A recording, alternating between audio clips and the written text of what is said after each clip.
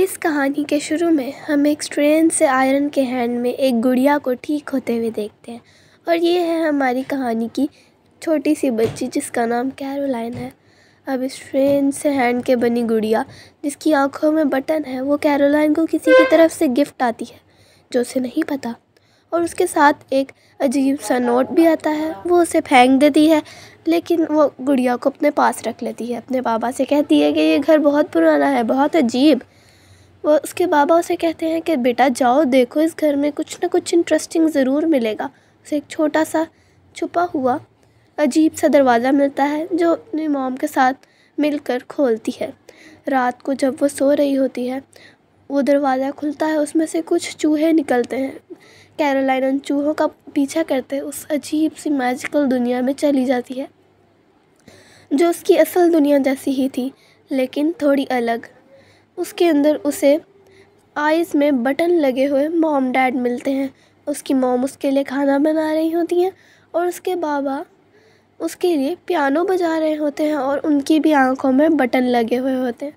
उसके लिए इतना अच्छा पियानो बजाते हैं कि वो खो ही जाती है। उसके बाबा मम्मा और पापा के लव और प्यार की वजह से वो बहुत खुश होती है और इसी दुनिया में रहने की सोचती है। उसके मॉम और डैड उसको खाना खिलाते हैं और वो कहती है अब मुझे नींद आ रही है, और वो थोड़ी परेशान होती है उनकी आंखों में बटन लगने की वजह से। और अपनी मॉम से कहती है कि आप मेरी मॉम तो नहीं हो सकती, लेकिन उसने कहा हम तुम्हारे दूसरे पेरेंट्स हैं। अब तुम्हें नींद आ रही होगी, चलो अपने रूम में। वो उसे उसके रूम लेकर जाती है जो उसकी असल दुनिया से बहुत प्यारा होता है। उसके एलर्जी की दवाई लगाती है उसकी मॉम, और जब वो सुबह उठती है तो वो उसका असल वर्ल्ड होता है। उसे लगता है ये सब मेरा ख्वाब है, लेकिन अपने हाथ की एलर्जी ठीक हुए हुए देख उसे पता चल जाता है कि ये सच में असली था। अब वो सारा कुछ जितना भी वाक़या हुआ वो अपने मॉम डैड को बताती है, लेकिन वो इसका कैरोलाइन का ख्वाब समझकर उसे नज़रअंदाज करते हैं।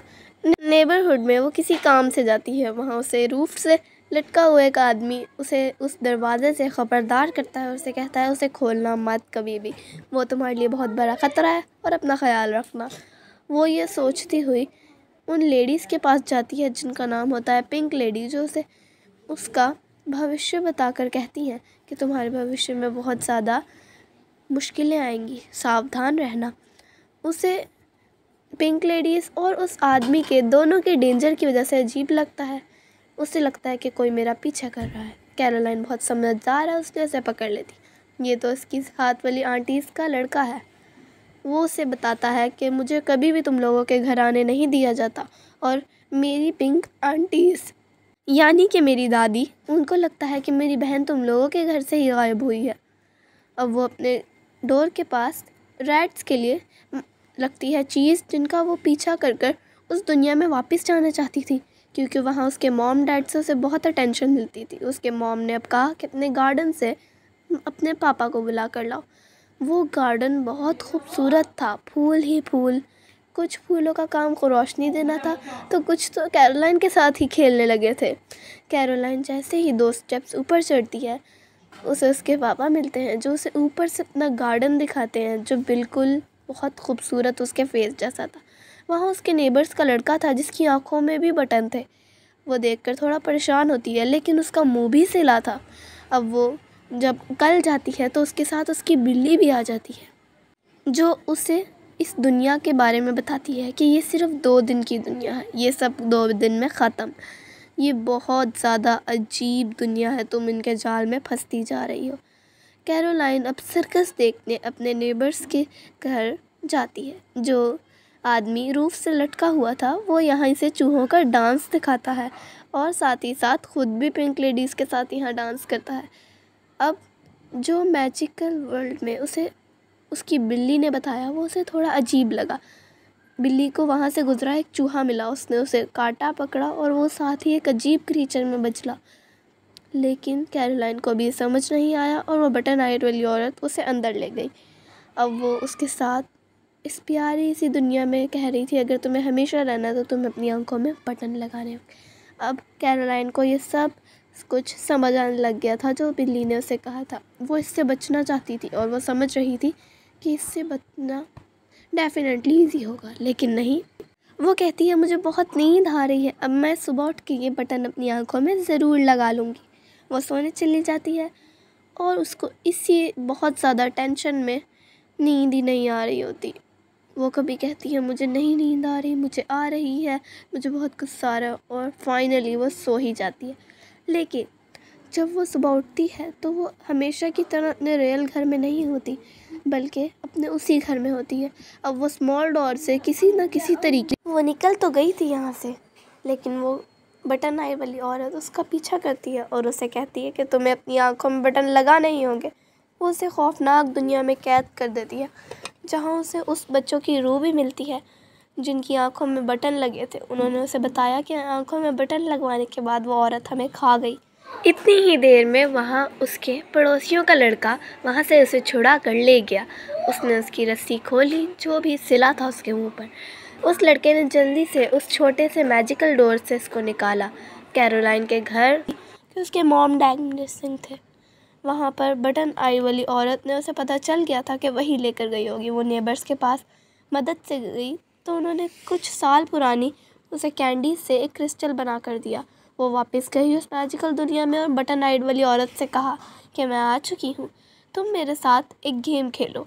अगर मैं हार गई तो तुम मेरी आंखों में बटन लगा देना, लेकिन अगर मैं जीती तो मैं उन सब चिल्ड्रंस की सोल और अपने मॉम डैड को यहाँ से लेकर जाऊँगी, लेकिन तुम्हें उसके लिए मुझे कुछ इशारे देने होंगे।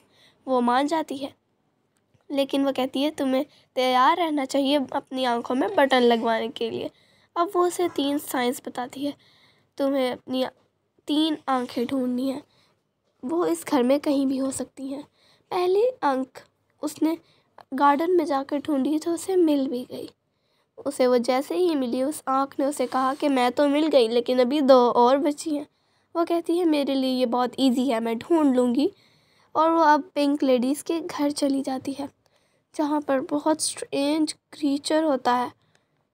उसका हैंड के अंदर उसे वो एक आइस मिलती है, लेकिन जैसे ही वो आइस को छूती है पिंक लेडीज़ उठ जाती हैं। वो अपनी टॉर्च को चमगादड़ों के ऊपर मार कर उन्हें जगाकर पिंक लेडीज़ से अपने आप को छुड़ाती है और भाग जाती है। उसे 2 आंखें मिल गई। 3rd आंख उसे अपने क्रिस्टल से देखकर उस सर्कस मैन के हाथ में मिलती है। वो इस मैजिकल वर्ल्ड के मून में देखती है, जिसके अंदर बटन पूरा होते ही ये सारी दुनिया ख़त्म होने लगती है। उसे समझ आ गया था कि मेरे टास्क का टाइम ख़त्म हो चुका है। वो जल्दी से घर में गई। बटन आई वाली औरत ने कहा हो गया तुम्हारा शौक़ पूरा, चलो अब आँखों में बटन लगवाने के लिए तैयार हो जाओ। वो कहती है ऐसा नहीं होगा क्योंकि मुझे 3 आँखें मिल चुकी हैं। कहती है दिखाओ फिर कहाँ है। लेकिन कैरोलाइन भी चालाक थी, वो उसे आँखें नहीं दिखाती। वो कहती है पहले मेरे मॉम डैड को मुझे दिखाओ, देन मैं तुम्हें ये आँखें दूँगी। लेकिन कैरोलाइन भी बहुत चालाक थी। उसने कहा मैं अपने मॉम डैड को देखे बगैर यहाँ से नहीं जाऊँगी। कैट ने उसके मॉम डैड को ढूंढ लिया। उसके बाद बटन आइड वाली औरत उसे बंद करना चाहती थी, तो इसलिए उसने उसे अपने जाल में कैद कर लिया। अब कैरोलाइन के लिए निकलना मुश्किल तो था, लेकिन उसने हार नहीं मानी और अपने मॉम डैड को अपने साथ घर ले गई। अब वो बहुत खुश थी। उसने अपने मॉम डैड को आज़ाद किया और उसके मॉम डैड ने भी उसकी बात पर यकीन करना शुरू कर दिया।